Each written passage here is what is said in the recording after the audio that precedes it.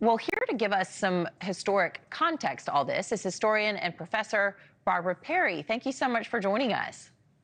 Happy to be with you, Anna.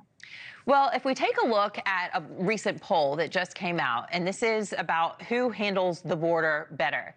Now, overall voters, Trump takes this. But among Democrats, 61% still say Biden is the best to handle it. And of course, 85% of Republicans say that he is the best to handle this. So with his tough stance on immigration, President Trump, and what he's just recently said to Time magazine, is this something that historically seems out of the ordinary or not?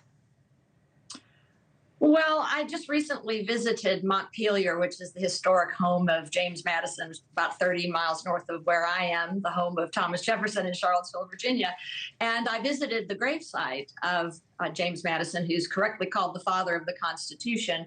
I think I might have heard him spinning in his grave because the presidency as an office is probably unrecognizable now to the founders. And so I would say Donald Trump has contributed to that in his term as president. But we've seen many presidents, including George Washington, also a founder, who took on powers, and just in his case, executive privilege is not anywhere mentioned in the Constitution. So particularly with emergencies such as wars and depressions and pandemics, we know that presidents tend to take on more power, and Americans look to them because they speak with one voice for the United States. So I would say that Trump, in terms of the rhetoric about building the wall and viewing people as aliens in this country when we are actually a country of immigrants, is a bit beyond the pale. But it doesn't surprise me that the poll shows that Republicans support him in that policy. Okay. Well, the Time magazine article, it's a good read. It's been called explosive by some in the media. It's also by some conservative media. They're going, there's nothing really to see here. But those were just a couple of examples that we outlined there at the top about how former President Trump plans to do things in a second term, shall he get one. But take a look at what else he's promising, from the potential to fire civil servants to perhaps pardoning January 6th attackers. Would this be an unprecedented expansion of executive power, some of these others that you're seeing on your screen?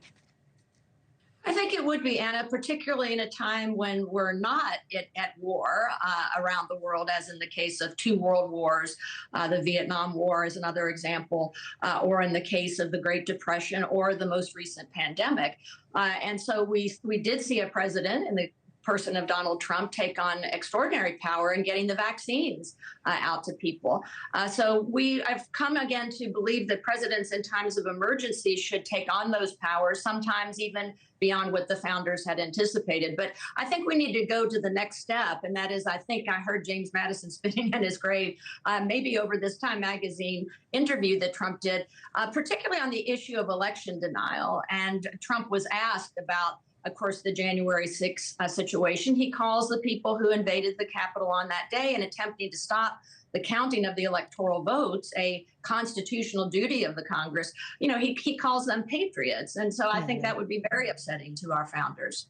Well, it's difficult to just have a full screen with, small bullet points of exactly, what's going to happen, exactly how, and a lot of this could be loose and fluid depending on if he takes office and what's happening in the world and circumstances and all of that. But it certainly is raising some eyebrows from some people. However, President Biden has had done plenty of executive orders. And President Obama, if you'll remember this, we're going to show a blast from the past, some old video when he's talking about having a pen and a phone and knowing how to use it.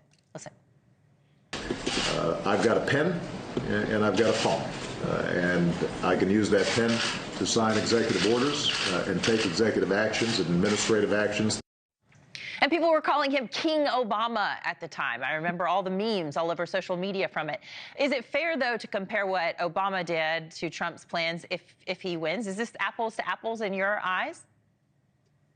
Executive orders to executive orders are apples to apples, but acting as a dictator and even stating that on day one Trump would perhaps act as a dictator to stop immigration, I think that now becomes oranges. That is, it becomes beyond the pale of what the founders intended and what presidents have done in the past. So looking back at executive orders, I think one way to look at them is how many average per year. And actually, Obama is about the lowest, about 35 per year. Trump was at about 55 per year, and Biden has come in between at about 45 per year of his 3 years plus in office. Hey, thank you for watching. Please go to newsnationnow.com, newsnationnow.com, and you can find News Nation on your television provider. And don't forget to click the red subscribe button down below. Then you will get more of News Nation's fact-driven coverage.